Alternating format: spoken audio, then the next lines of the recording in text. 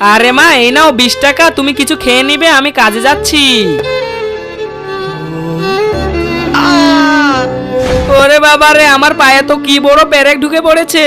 এক কাজ করি, ওই কাপড়টা পায়ে বেঁধে নি।